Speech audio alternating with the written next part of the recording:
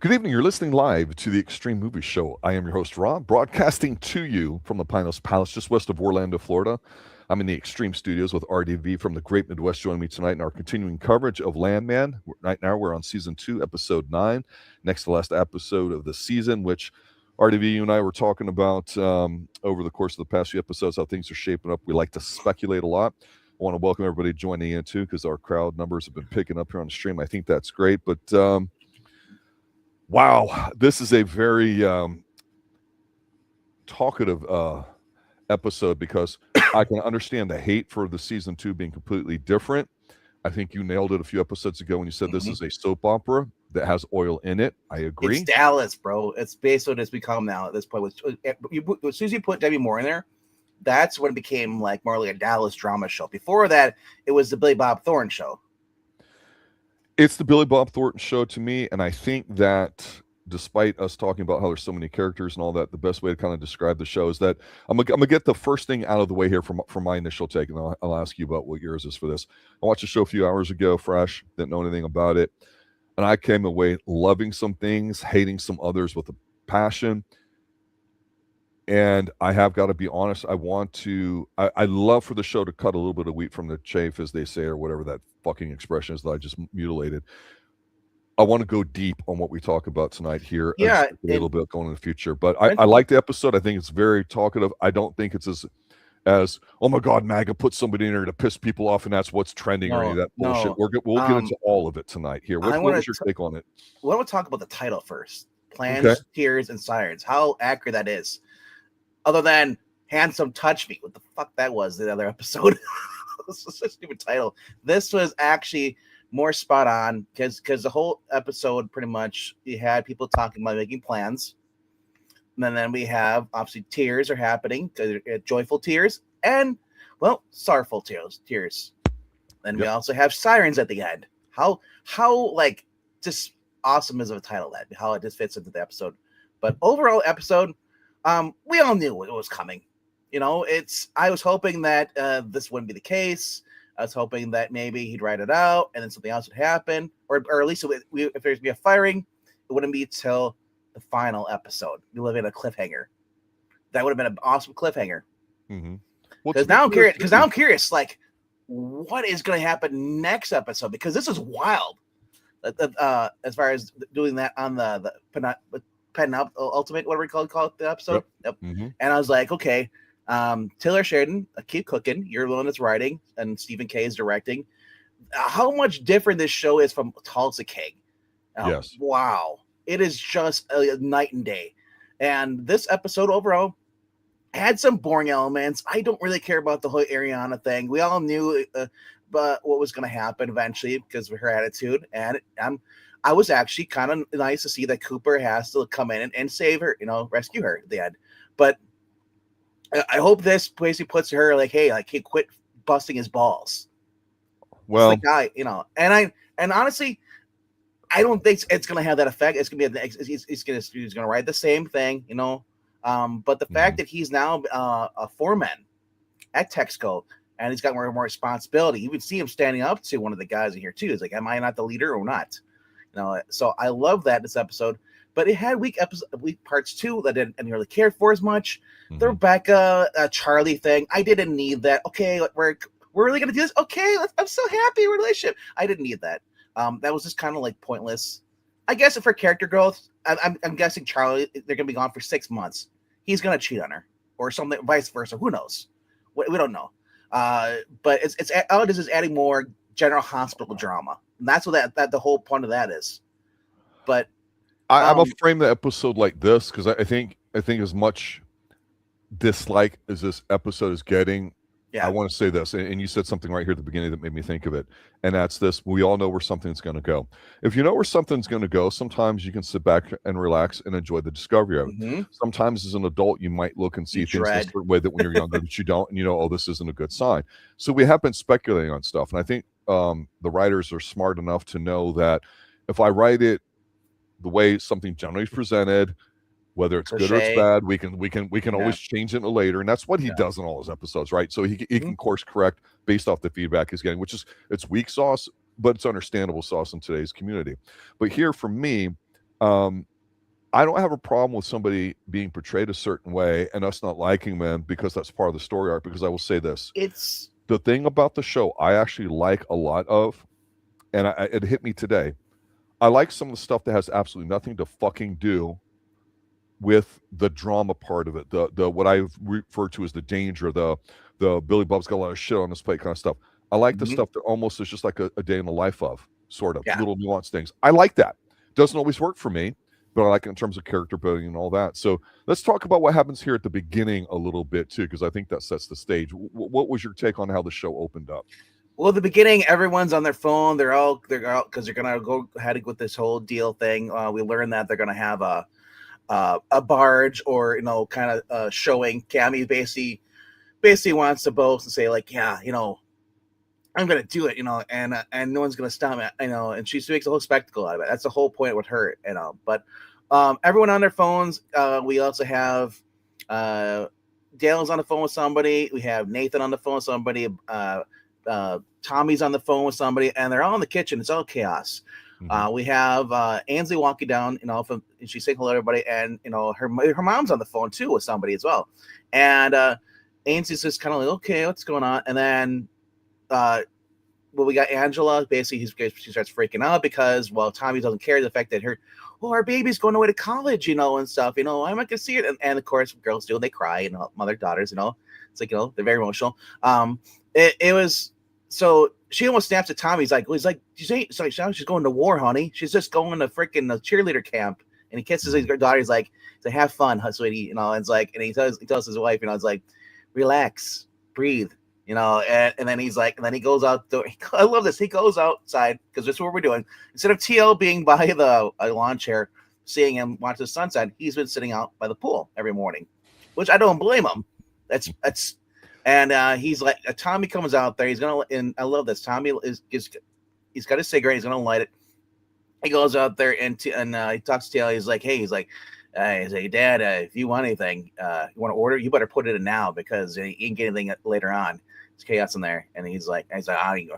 I'm gonna eat. He's like, so they have him and his Sam Elliott and Billy Bob Thornton have this little conversation about, okay, what are you going to do today? He's like, I got physical therapy. He's like, oh, yeah, physical therapy. You can thank me for that. Happy birthday, Christmas, and all that fucking shit. He's like, that was you? I was like, yeah. He's like, yeah, I can't complain. I love the little bonding session right there. I love this. Chaos and then peace.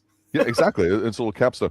And I think, too, having some energy at the beginning sets the tone for it's going to be a chaotic episode, a lot of stuff going on. Because the one thing about this show is,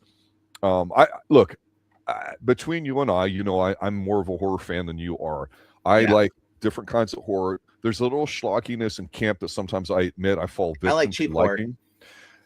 Cheap can work. Cheap thrills are sometimes the best thrills, but you have to be, they have to be. You can't have them all the time. They just don't work. It loses its value. And for me, I kind of liked all this because it showed a positive thing between them. But here's the thing about each of the person here, and I'm going to talk about the women loosely because of what happens next. Yes, it's a big deal. Our little baby boys going off to college. Now we're empty nesters. Oh, by the way, it reminds me we're not married. Not that she says it, but if you noticed, he was listening to her. His eyes were on her. I think he handed her a cup of coffee. He says, here, have a cup of coffee. I love you, dear. He gives her a kiss. He doesn't placate her and cheer like, dunce or yell and screams at her like he would have. Yeah. He's trying to live by enjoying life. We see that. So he's not being a softie, but he's living that thing that he said he's going to do. She doesn't realize it because he knows how to handle her. But then each woman in the show, I think, is that a woman, and hear me out with this. This may sound sexist. I don't give a rat's ass. We don't get political unless it has to do with the show. It's about a woman or the relationships they're in that we all might have experienced at some point in our lives. And I think that's key here because you and I have been ranting on the whole Ariana thing, which we'll talk about shortly. Yeah. But the whole Ainsley going off to college, let's deal with that and get it out of the way. She goes to Texas Christian, the Horned Frogs or whatever it is, and all that. And she's going to cheerleader camp. So I popped when she had the issue with the roommate because she got to see Greta again, who I thought did a great job as the professional bedwetting liberal or whatever, because they have a great dynamic. But here's the thing. I like Ainsley, and here's the thing about the plot, which I'll let you talk about. As much as the liberals are whining and crying about it being cheap heat, there's something here because I agreed with Greta saying you need to be more assertive because Ainsley calls mommy up, who comes to be super mom. But then yet I will agree, I like kind of how her mom handled it by saying, well, we're going to go have a party and all that. And well, I don't see what the big deal is. You could have made a friend. I'm like, there's something, there's money, as we would say in wrestling, there's a match in here somewhere. There's money to be made. The people are upset with the episode because they saw that clip. Well, they probably didn't see TL talking about, I'm going to watch the view again. You're right. Those people don't know what the fuck they're talking about. It's hilarious. So he makes that comment when he's talking to Tommy. And what I love before this, Tommy ended up throwing his cigarette in the pool because he's still got that filthy habit. Right. And his dad calls mine. He's like, well, he's like, what the fuck are you doing? I got aquatic therapy soon. And he's like, get that shit out of there. So he fishes out. Just so she's not a therapist. It's like real. But I love this. You get these serious moments, like I said, with Tommy. He's like, who am I kidding myself? And leaving here every day is escaping. It's not just saying goodbye. You're trying your late get out of there because it's a nightmare. But getting back to your point as far as with the whole the they them roommate stuff, she came up very very standoffish. Ainsley was just trying to be nice because she's trying to be very polite and civil. Yes, absolutely. And she goes to the dean. The dean's like, well, what do you want? It sounds like a you problem. And that's kind of how a lot of schools are these days, whether you want to accept it or not. They don't care. They want your tuition, and that's it. You shut up, and if you, as long as you don't make a scene, they don't care. And so of course, so she ends up calling her mom. She's like, I hate this. Like, he's like, all I do is try to be nice to this person, and they're just so rude to me. And so her mom ends up going over there, talking to the dean. I love this. We get to see the dean again, who basically kind of belittled Ainsley the last time, early in the season, when she got their scholarship there.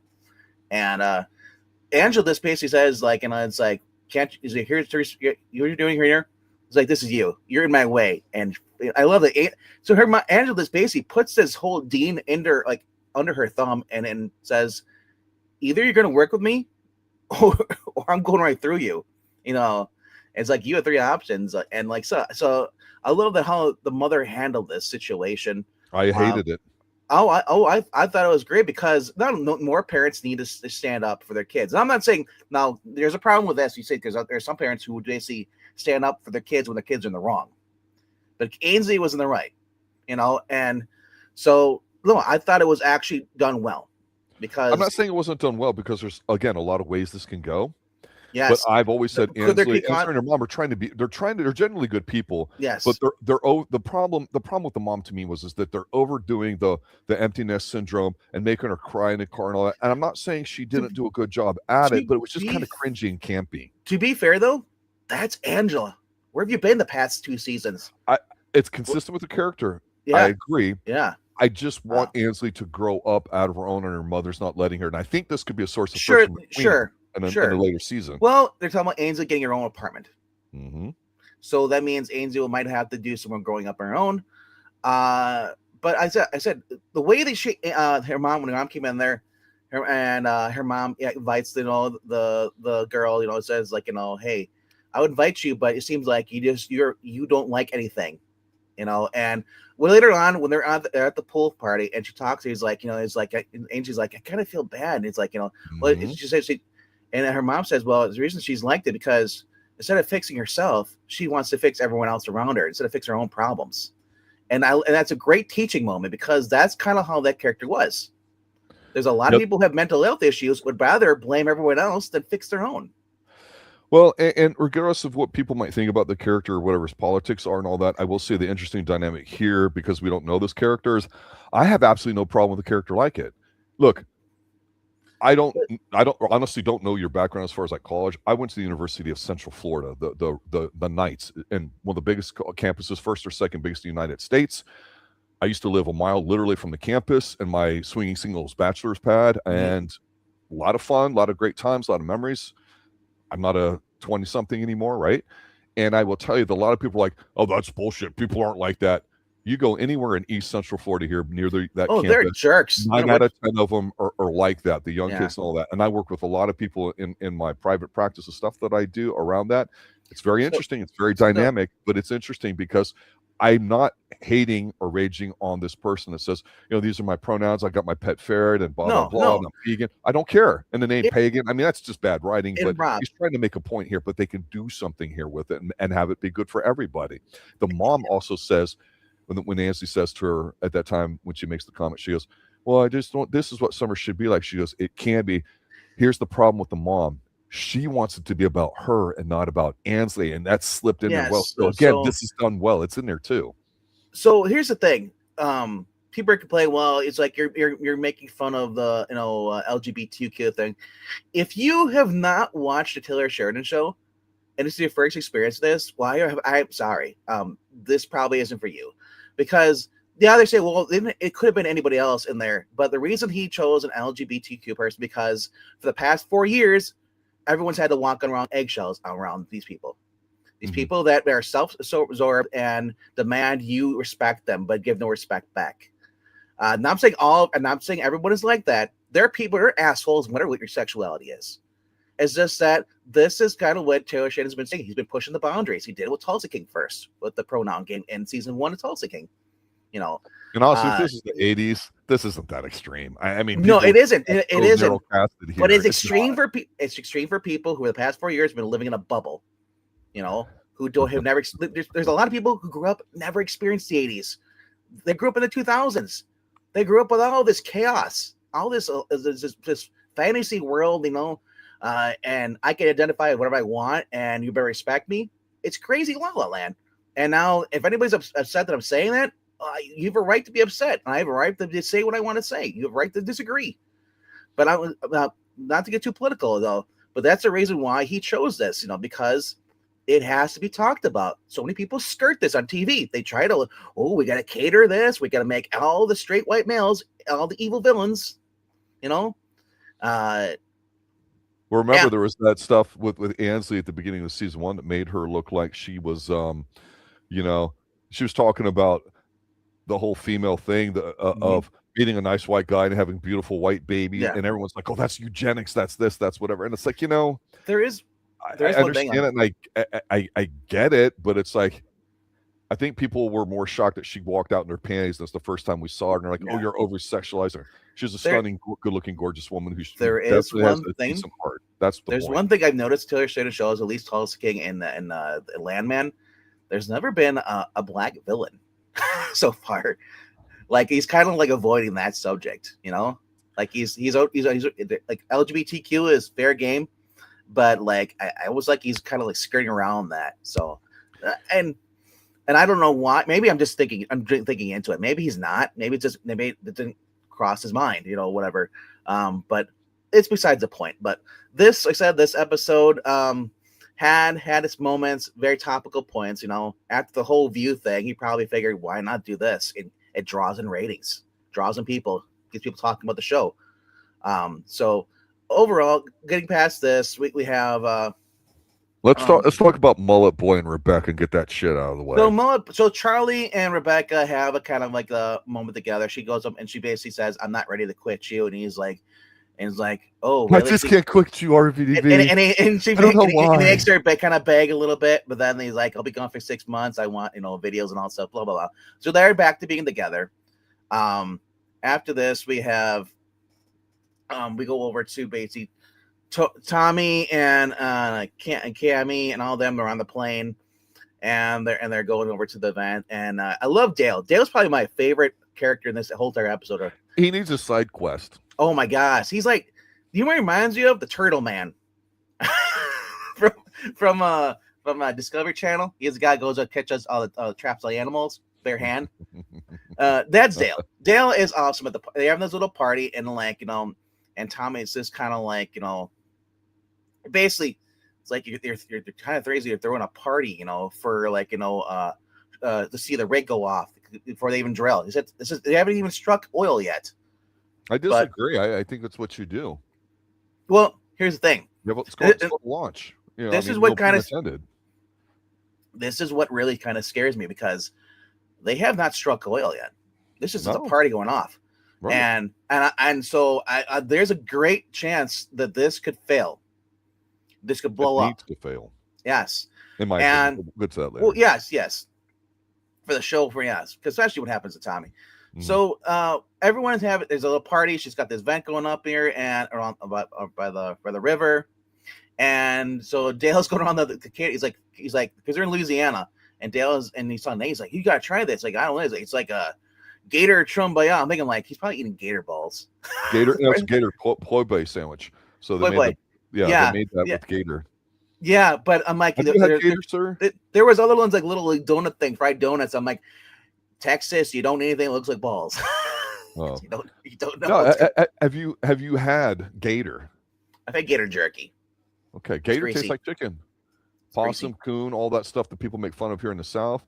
You know, so it's funny because I was thinking about them eating, and I like again, that's a little slice of life thing. I like the food stuff, right?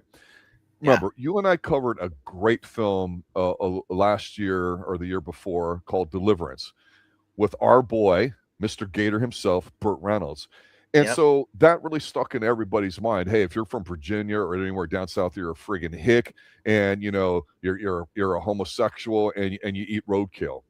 In the South, well, it was more like there's certain parts you don't get to country like long term, man. There's certain parts I know, and it's funny because you know everybody gets triggered about like food in the South, and it's like what did he say? He goes, hey, them boys can cook. I'm gonna be trying everything out. And I was kind of laughing because I'm like, yeah, that's true, and it made me think it's been a few episodes since we've had a dinner.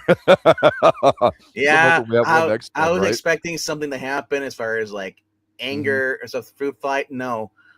Said we got Galino, with his wife there and stuff, and Tommy goes to sit down and everything, and then Cami sits next to him, and Cami starts talking. The whole entire episode, even on the plane, she was like, you know, he says like, first, what is it? When she sits down next to Tommy and they're in the plane, this is going to sound sarcastic. No, what does she do first though? When they frame the scene. Well, she looks at him and he's like, what? Exactly. You know, she's watching him. Yeah, she's observing him all day. At that point. Exactly. Of course, at this point. You know, he said. So he sits down at the table eventually, like, you know, and she joins him at the little thing. And just as they sit down, they have the ridge, or we call it the bridge, or the barge is floating by. And she's, oh, it's perfect and all that stuff.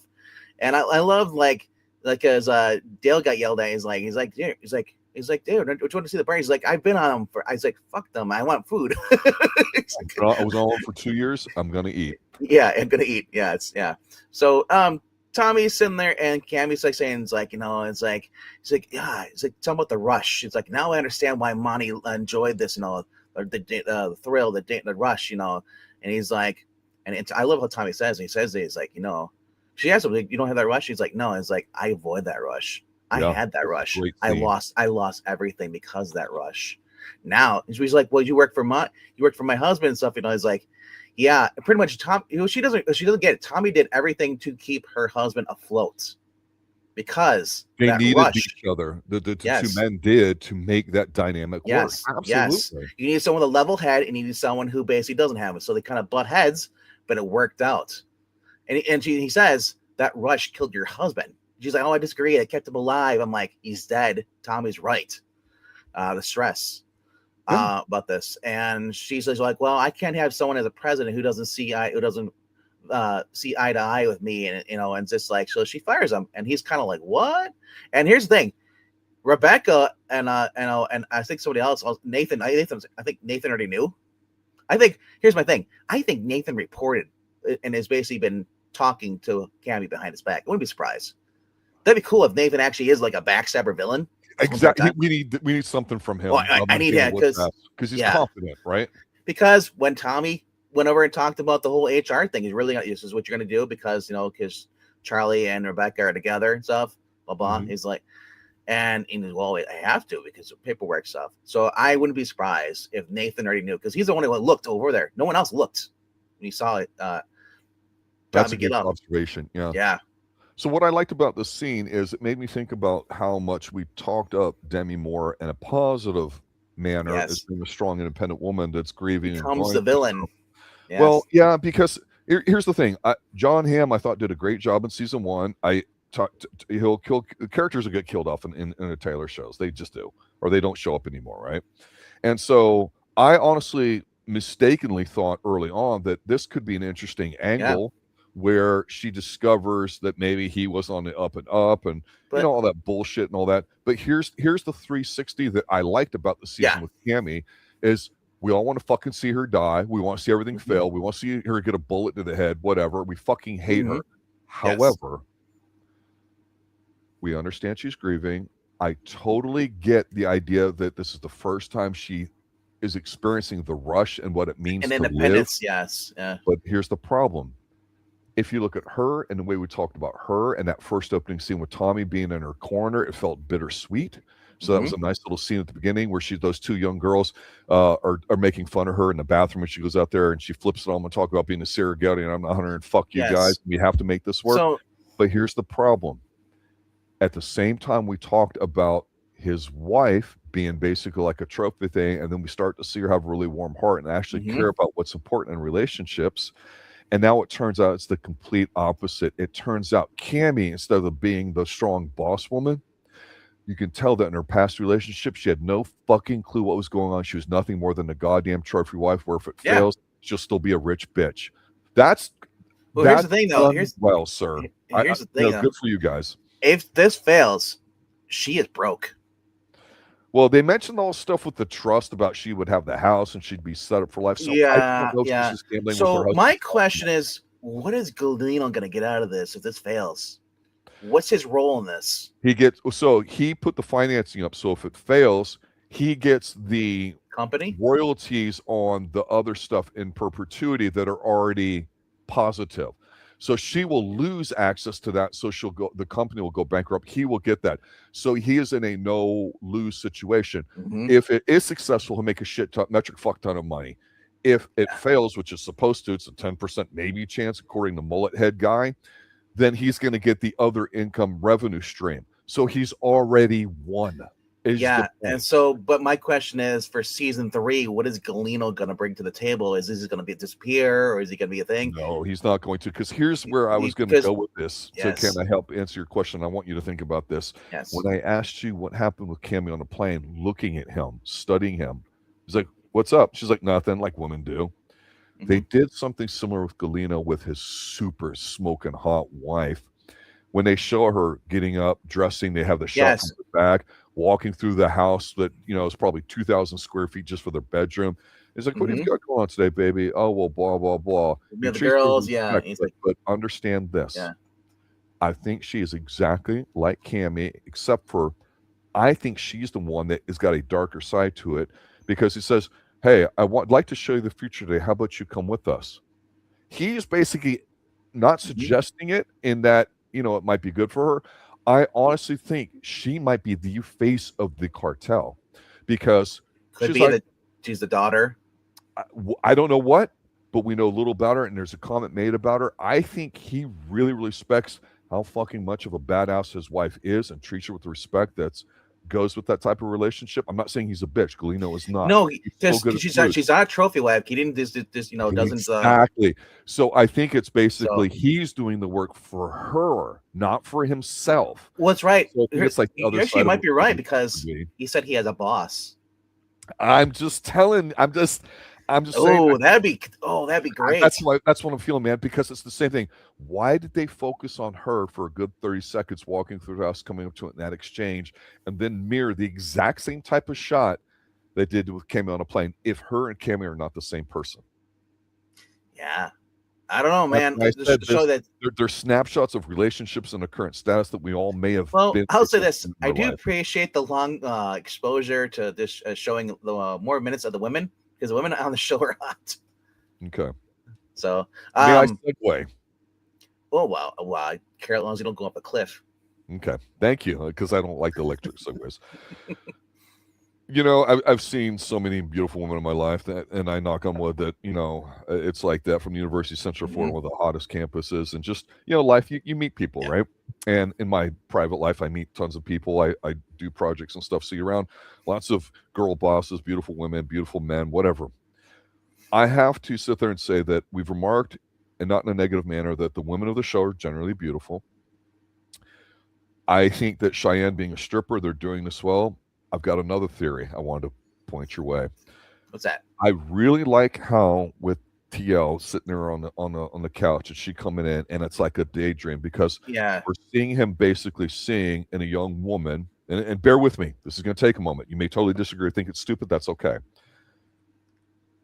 When an older man and is together with a younger woman, that upsets a lot of women for a lot of reasons.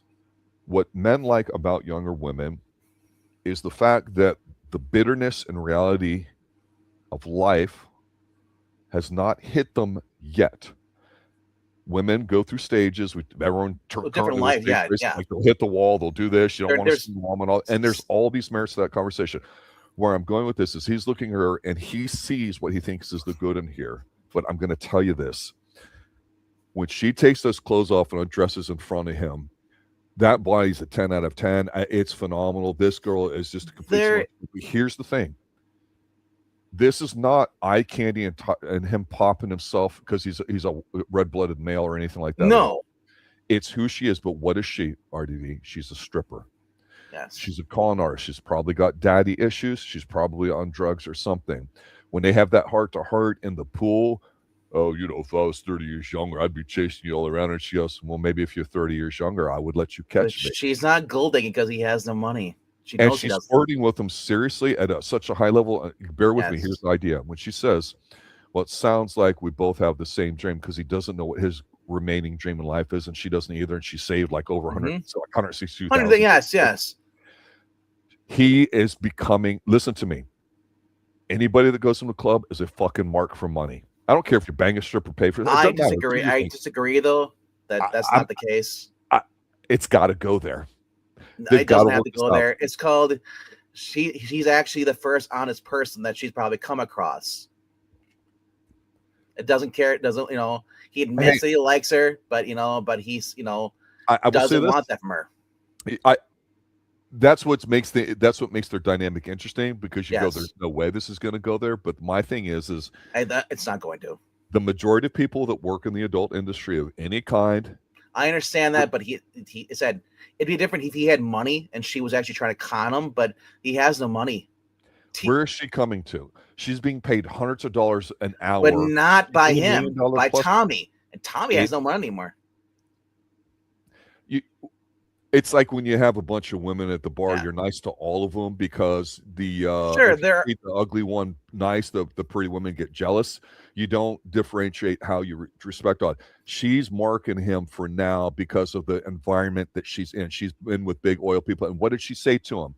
He goes, well, what did you do in Atlanta or wherever she's from? Another notorious southern city, hot with strippers. She says, she dances. She's a stripper. The same thing I'm doing now.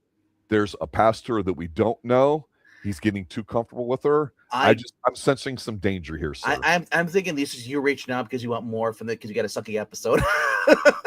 I don't think this is sucky at all. It's very dynamic. No, as far as I said, it's more like almost like there's mutual respect. They have they're kindred souls. But they haven't been through anything together. No. So I don't think there's. No, but they have. But I said. He's trying to find himself, because and same with her, because she's drifting from place to place. Sure, she has all his money, but she has no idea what to do with it.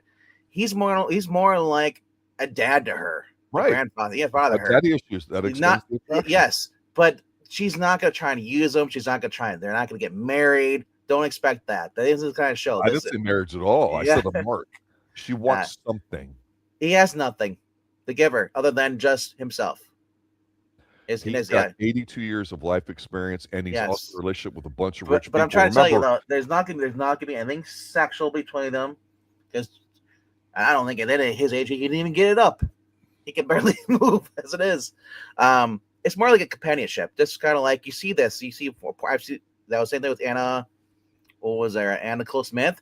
She married that guy Elliott because he was kind to her, treated her different than the guys her age. Money mark. And. You can say there are so men who are gold diggers. They'll go after guys, but there are women that go for older men that aren't because of money. Sometimes they don't even have money, and this is because they have something in common. Now, well, I know it does seem that way the way they're talking. No. And if you don't think of the age and you don't think of that, if you were just listening to them talking and you don't think of those things, I 100% agree with you. I'm simply saying that women that are really, really good strippers and really good communicators and salespeople, they know how to present themselves in such a way, and that you become the mark.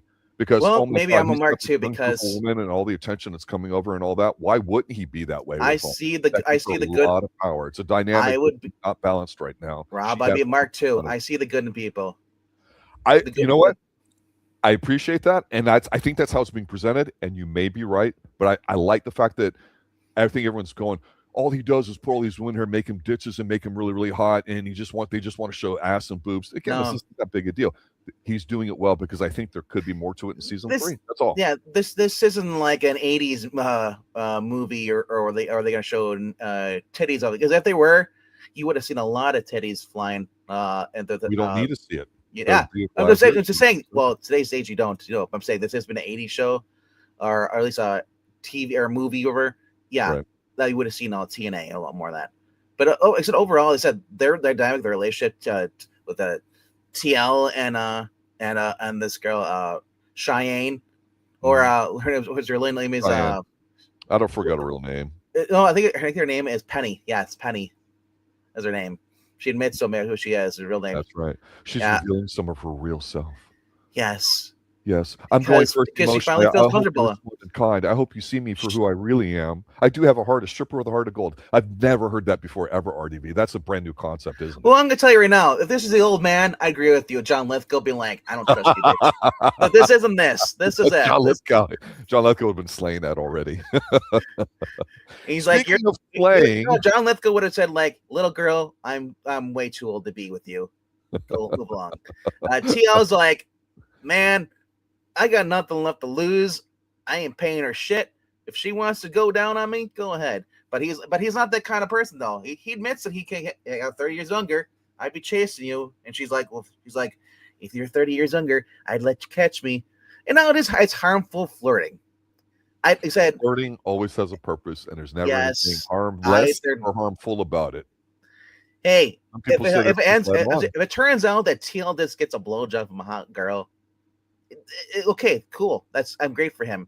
But I don't think there's anything devious intent behind this. Okay. This isn't like Tulsa King where she's gonna use him and then have the guys rob him. You know, he's not your boy on Tulsa King, the one that's always screwing up. Just saying. Yeah. But overall, I'm putting it out there, sir. You can put it out there if you want. But let's move on from this. We've talked. we've stroked this scene too many times. Let's go over to the bar at the end here. The bar. So setting up the scene before we get here, Cooper in the morning, he talked about how he's like, yeah, I'm going to be out working up like 7. She's like, okay, so how am I swinging by the bar? And she's like, well, I don't want you watching me work. He's like, you know, I was like, I don't care what you're doing. I just want to see you and stuff. It's disgusting because she clearly doesn't like this guy at all. No, but then she says like, well, she's like, you know, she's not really my type, but I guess my type is stray dogs. It's like that's her flirting. I was like, that's still just yeah, you're right. That is that's painful. All the so and Cooper does with my belly sticking out. There is one thing though. Cooper does talk about maybe I should cut my hair. She's like, don't cut your hair. And he's like if Cooper cuts his hair, cool. But yeah. So anyway, so he's in the bar. She went to go on her break, and not the bartender is going to join the back alleyway. And she's like, I'll call my check on my son's off. So she's on the phone there. Who comes in? Well, that piece of shit white guy, that fat guy who basically she smashed a drink on, the one that tried to touch her butt. Mm-hmm. He's gonna rape her. And she fights back and she claws up, but he hits her with the rock. Randomly has a rock right there that club people with. I thought it was kind of like, okay. Because it's a paved alleyway in the back. It's not like you're in like the desert. Here's a rock I can hit people with. This conveniently placed portion of a brick that is right next to my dominant right hand while I'm on top of it. And reaching is there, sir. I caught that too. You know what it is? I think he planted the brick there first. You know what? He's like, I got it all planned out. I have the brick here. I'm gonna lead over here, and then I'll use the brick. It's like, yeah. And so he's ripped her shirt off. We get to see some titties, but not like she's still got a bra on, so it's like PG. Well, nothing's been too rapey lately. No, really. Or television. There hasn't been really that he went there a little bit. Honestly, there's nothing been really even raunchy though. This whole series. Yeah. So I'm not saying it's family friendly, but I'm just saying it's teen friendly. But yeah, so he's going to have his way up there. Cooper shows up at the diner at the Cat Patch Cafe, the bar. He's like, hey, I'm just going to see my fiance. Shows the picture. He's like, oh yeah, he's up back. So he goes up there. Cooper sees this. The guy's ready. He's about to take her pants off, and Cooper just beats the shit out of him. I mean, beats the shit. Keeps hitting him, punching him. This is the manliest I've ever seen Cooper. Didn't Cooper disarm somebody though when they went to beat the shit out of him in the when he was boarding up? So did he get his ass beat? I don't remember. So what it was? I thought there was something about me, man. Oh, he knows how to handle himself, even though he's a scrawny fuck. I think someone pulled out a gun on him or something like that. Yeah, because he disarmed him, like he knows a little MMA. I don't remember that clearly, but I thought I remember something about him. First season, something with the gun. But anyway, so and she's yelling, Cooper, stop! You're gonna hurt him. He's like, that's the intent. And the bartender comes out and he sees this, pulls him off. He's like, dude, that's enough. So, and we see this has all been recorded on camera. Mm-hmm. So, is Cooper gonna lose his job? Because Cooper is the foreman right now, and he's beat this guy up. He doesn't have his daddy there now to help him out, bail him out with the sheriff stuff. And I don't think they kind of set it up. It's like Cooper is gonna might go to jail for this because he has attacked this guy. And the guy said, "Look, that was my own business," because the angle only shows Cooper beating him up. Mm-hmm. I don't think it showed him trying to rape her. So this scene has really pissed me off. I have no problems with the attempted rape at all. I can't stand these two as a couple. I kind of like them both somewhat individually. And again, like I said at the beginning of the show, I like how this show can make you 360 on something. That's yes, cool. Like characters. The thing here is she makes a comment about when she goes out there to make a call. I'm like, okay, she's going to get attacked. The way it's shot and filmed is completely fucking stupid. It's like, yeah, you didn't see this comment. Okay, guy comes up behind because he just happened to be around the corner and all that. It'd been better to get in there. This is fucking stupid. And here's the point: if that camera, the way they show the angle, doesn't show any of it, that's going to be bullshit and what we were going to call lazy ass fucking writing. Here's the thing that I thought. Well, there's a lot of cliche on this show. Instead of just ripping his shirt off, they show him trying to rip her pants off, him trying to actually get to his pants and all that, because it is a struggle. Mm-hmm. I have no problem with him opening up the violence on her that made us go, ooh, and cringe a little bit because we don't get it. Yeah. And I have no problem with Cooper out there just beating the fuck out of him, because as a guy, you're like, yeah, that's fucking A right. Yeah. The problem I have is when she's saying, like, was it, don't kill him? I think the line is, and I may be wrong, I think she says, you're gonna kill him. Don't do that to me. Like, she's not like, she's supposed to be saying it as in, hey, I need you to be around because you're my fiance. But the way she says it is that you're making things bad for me personally in my situation, which is no respect at all, which is how it came across to me, because I can't stand her. Maybe I'm reading that wrong. Mm-hmm. And then what, to me, I might go, okay, maybe it's supposed to be a gray area and I'm not supposed to think it. But when the guy comes out and says enough and picks him up, she calls him an asshole, a pendejo. She goes over and kicks him. Here's my take. She's the one who can get charged, because everyone could understand what would happen up to the assault there as long as you see everything. But her going up and doing that could be involuntary manslaughter, because at that point there was no need necessarily to do it. I'm not saying it's right or wrong on her part. I understand it. But I'm going, the trick here is that she could be the one getting in trouble, and to me, should. I want to point out there's one thing we didn't say in here, because the guy was they talked about how the guy was banned from the cafe. So that could help out in Cooper's favor. This guy was banned, but it looks like they're going to go the angle where they only show Cooper beating him up. They don't see anything before that. But obviously, there's clear signs, on her. Kissed him in the face, bro. Yeah. It was a good kick. I don't mind it. Yeah. So I think she could be in trouble, which is not smart on her part, having a baby. Even though, and remember, she's got a lot of money that he helped her get. So she doesn't have to set up in a trust and all that. She could be sued and be taken for all that. Then have to work at the. So there's only one thing I want to talk about, though. But as far as this, with Ariana and stuff, it's like, I wonder how she treated her ex or deceased husband. We didn't see much of them together. No, I wonder if the guy just put up with her or he talked back to her. I wonder if they fought all the time. Who knows? Or maybe because maybe she, because I'm thinking, maybe she wasn't like this at all with her ex. And Cooper is just a beta male, and she's tired of him kind of like hovering over her, not letting her breathe. Like, he's very clingy. and she's not used to that. It feels that way, doesn't it? Yeah. So I don't really. There's gonna be something where either she's gonna have to like let go of that, or they're gonna break up. I'm guessing by season 3 or whatever. Yeah, and she can't get pregnant by this guy. No. Well, she could. If she does, it's gonna be even more mess. But just, when he says to everybody when they're talking about the crew and they go out to visit one of the wells and they're talking about how it's like a small one, he goes, still pumping 5 barrels a day, and he explains how he saw it on the fault line. 2 things. One, why wouldn't have anybody else thought of that? But I still don't mind it because it's a little bit of what we saw in episode 1 or 2, the genius of him, how he thought differently creatively. But the point is his balls drop because the one guy doesn't want anything to do with it. It's like, hey, wait a minute, is this my crew or not? Because he needs to have that moment with her. So Mustafa speaks basically with the well pumping or whatever, and he's like, well, it was called Dale. He's like, and Cooper's like, fuck Dale, I'm in charge. Dale's he basically puts his foot down, and it kind of like you see the guy's like, really, and I'm thinking, oh, they're gonna have a stink, but then the guy kind of talk to each other and kind of have a kind of thing, They're not sold on this young guy running the show, right? Because they're used to it a certain way. Because he was his boots. This doesn't produce, it's all our asses. And he goes, no, it ain't all our asses. This millions of dollars the company can't recover. So it's even bigger than what the guy was thinking. Yeah. So and Cooper said, like, here's the thing with Cooper. Cooper was this guy's boot last season. That's right. That was his boss. That's right. Some people like that. Sure. No, here's the thing though. This is the guy who was talking about retiring. Exactly. So why would he care? I agree, and I think that needs to be explored. So because that's a great dynamic situation. So if you've never trained somebody that ended up being your boss or is going to fire you or whatever like that, that's a unique experience. So, and if someone says, "Hey, I need you to train this person," first thing he's going, "Well, why? I'm not a trainer. My job's here to come in here and perform function X. Now you're asking me to do X plus Y. You're going to pay me for X plus Y? Well, no.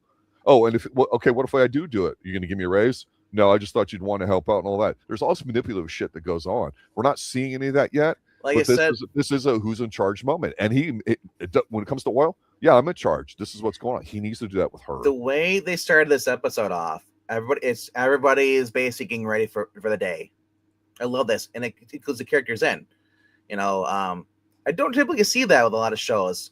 Usually, someone's getting ready for the day, and then they just go somebody who's already at work. They skip the whole thing. This is the big day. They showed everybody getting, just like at the funeral. Everyone was getting ready in the beginning because the big thing's going to happen. So I do like that. Appreciate Sheridan shows when it comes to this. He's a little bit different. There's some cliche stuff in there, but he also seems to make it work. Yeah, sometimes he does go on feedback. I think the whole View thing really, here's the thing. The View thing got such a big feedback. I don't think they change anything because remember, these things are already written, done. Yes. They're already filmed. Mm-hmm. So months prior. So the fact that they must love it, the fact that they're getting that much attention talking about the show, and I'm just so thankful that this show is on Paramount. It's not on Netflix or on Amazon because you wouldn't be able to say half this shit. Well, the one factor in this show though that I've just heard about recently is the fact that I guess Sheridan just got a $1 billion thing to leave and go. I think it's to NBC, so it would be like Peacock, I think. And so I think Landman will continue to run on that. And it's a hit show. That season 2 has done better than season 1. Now, a lot of people don't like how season 2 have kind of gone off it. I would sit there and say that's when it's revealed its true colors. That's drama. So a lot of people today thought, oh my gosh, Billy Bob Thornton's leaving the show. No. He said in an interview that I'm sticking around. I love this show. It's because people think because his character got fired, and they're thinking, oh wait, so he's exiting the show. He's not exiting the show. Cooper's not taking his job as president. What's going to happen is you're going to either have the father son go to get the business together, like you said, plan on that, or Galano's going to basically take the business over, and once Cami, if it fails, guess who's going to get his job back? Probably Tommy, working for Galano. And I don't want to see that. And he gives Tommy the company. I don't want to see that. That's what I'm thinking is going to happen because either they make it, either Cami and them 6 months. I'm wondering, do you think they're going to do a 6 month jump for the final episode? No. I hope not. I hope No. not. I think it's gonna pick up. I think it should pick up right after this whole rape incident and all that to give you a sense of urgency and tell you, hey, this last episode's the shit. They and I think do that in the next episode. They may do that, but still do a time jump halfway into the episode. This is what happened with the Walking Dead final episode. You had like, you know, or like, you know, it was like this, and then they did like a 10, you know, they're like how many years later at the end to show you how everything's big. Okay, people, you know, this had a very good solid ending. For this one, I wouldn't be surprised if we do get something like, you know, like a time jump, maybe a 6 months time jump or something like that, because I don't see how what you do is right now, because Tommy is going to struggle right now, not having a job. Cami is all smug as shit, you know, and thinking like, oh, I'm going to strike big. And we got to wait till next season to find out that that it fails. That'd be bullshit. I want to know now. Because honestly, I actually would like to see. Well, here's the thing: we want to see her fail. Yeah, but that doesn't mean we need to see what she's trying to do fail. So I think the question you got to ask yourself, not you specifically, but one thing that might answer some questions, and this is just a different perspective, is what does each person, or let's say couple in this case, what does that situation need? So, like, where are they at? What's the need? And that doesn't mean for a happy ending. That means in terms of reality. Here's the thing, too. Tommy just got fired. Him and Angela, all the thing, Ainsley in school and stuff, they're broke now. No, not broke. They have money. We don't know how much money they have left in savings. We don't know, because Angela spends like crazy. Remember? But she also just made over $100,000 over $10,000 investment. So you think, well, if it's still there, then she hasn't already spent it already. Do you think that maybe that money will go into basically doing his own oil thing? Do you think he'll try to get that do his own business? I don't see Tommy. That's an interesting thought. If they put all their eggs in his basket, their son's basket, because it's a young man's job, and Tommy can't start over. You know, and his family's more important than trying to start over. But Cooper could end up venturing into business with his father, helping him out, or and just because I don't see because if Tommy retires, does he have enough money saved up? He doesn't have a 401k or pension that we know of. I'm sure that he would have assets. They just never really. I would hope so. Well, through that company, which basically is playing shell game after shell game, I don't know if he has any money. So let's just assume it's zero. Yeah. Where does the money come from? Well, where does he go? From them hitting on their small wells. What's the show? It's Landman. Who's the Landman? It's Billy Bob. At some point, it's going to be his son. My theory is that you're going to have Cami is going to basically lose everything. She's going to end up. They're going to miss their thing. They're not going to make any money whatsoever. It's going to be a dud. Well, what has Cami been wanting in this? Or I'm sorry. Go ahead. Has Cami been wanting until the episode? She's been wanting to basically say that she's right and then Tommy's wrong. Exactly. As a woman, she's got to be right. Yes. So she's going to get what's with Tommy being right and then she's wrong, Galano basically does her business. She goes bankrupt and then she's out and she's humiliated. She's a mockery made of her, and Tommy ends up getting a job with Galano, probably putting him in charge because he probably invest in her company. Remember, he invested in her, so he probably buys everything, our company. I wouldn't be surprised if he starts buying up shares. Well, here's the thing. And then lets Tommy run it. When I think of Billy Bob, here's the thing. I don't know this, and I don't know if there's a scene that comes to mind that makes me think he's this way, but here's how I feel about him watching him. I feel he's the kind of guy where he didn't expect to be fired.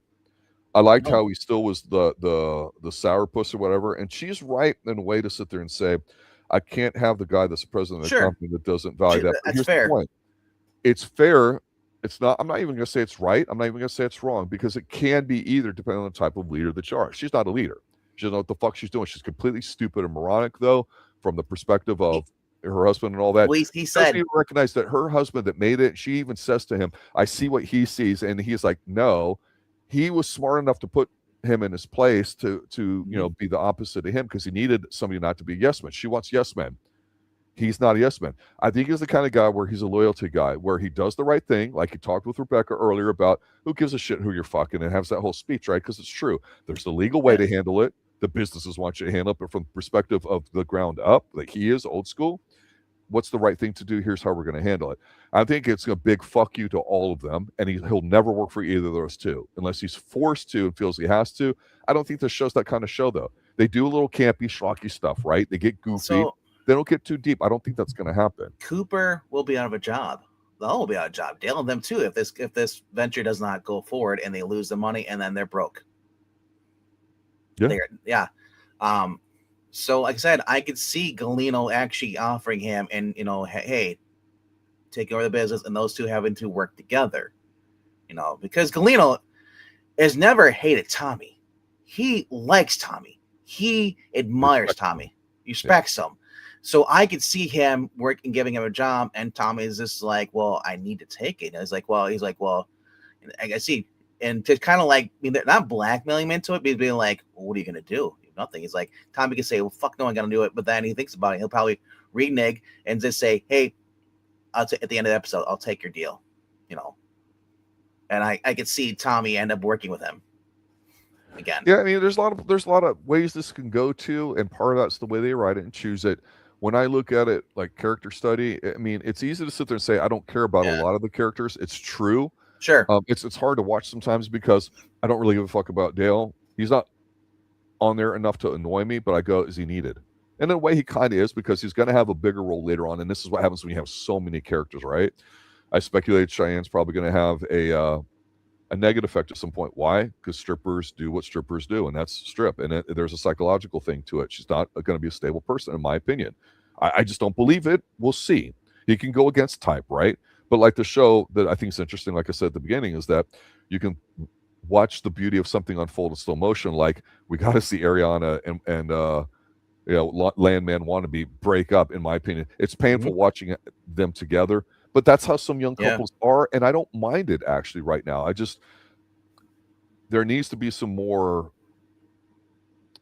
I think, issues respect. And stuff like that. Yeah. Well, yeah, and it only goes through pain, right? You don't deserve success unless you work really hard, and then you. So there was one other final thing I'm going to say about this. So the whole Cami thing. Cami had talked about how the feeling the rush, and Tommy says like, yeah, that's what Vegas is designed for.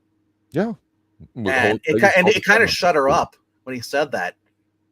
He said, because gambling, you're addicted to gambling. Yeah. It's, because she doesn't understand the consequences, and she'd rather just take a gamble. And he's like, you're better off the other way. It's a safe bet. You want to gamble, and she doesn't respect Tommy, even though she kept him around. She kind of let him around and manipulated him a little bit. Because honestly, I think this is going to blow up in her face, and I think Tommy's going to end up with the better outcome. But I'll agree with that. Absolutely. You gotta, like I said, you get Galeno, his wife, cartel, all that's going to come to light more at the end of the episode, probably for the next week's season finale. Looking forward to that. For those who've been watching, I noticed we've been dipping from 4 and 5. If you haven't already done so, please click like, subscribe, do all that fun stuff. Let us know down below in the comment section. Do you agree with us? What is your tin foil theory, or as far as like, what do you think is going to happen? I love me a conspiracy theory. Oh, I love it because this has been a crazy series, and I do recommend that you, if you have not checked out this series and you're watching this thing, reviews, do yourself a favor, go watch this and come back and let us know what your opinions are on each of these episodes, because this has just been like great TV, and you don't really find a lot of shows on TV that you really click with. Some people it's easier because they're more chalant. Some of us are just downright picky because we know we will like and we expect the better. And this is one of the top tier shows that's on TV right now on Paramount Plus. It's been dropping every Sunday night, I think it is. Mm-hmm. And it's just fantastic. So do all that fun stuff. Click like, subscribe, and we'll see you on Sunday, because this is, like I said, fantastic show. Sunday, I think we're gonna doing another episode of Fallout, and then a movie to determine at 7 p.m. Eastern. So it's a very talk-worthy thing. That's why we do what we do on here. So I mean, it's very interesting. As some episodes of this season haven't been as dynamic as what we went through tonight. I feel like we're still going for another 20 minutes. That's the beauty of the show, that I do like it. It's engaging enough that I do appreciate that. So I'm looking forward to the final episode. We'll see we'll see what directions they go on, and we'll speculate some more. And that's the fun of what we do here on Extreme Show. So I want to thank all the extremists out there listening tonight, because that's the name of our fans. I love it. It's definitely not PC. Good night, everybody. Later, guys and girls and they thems.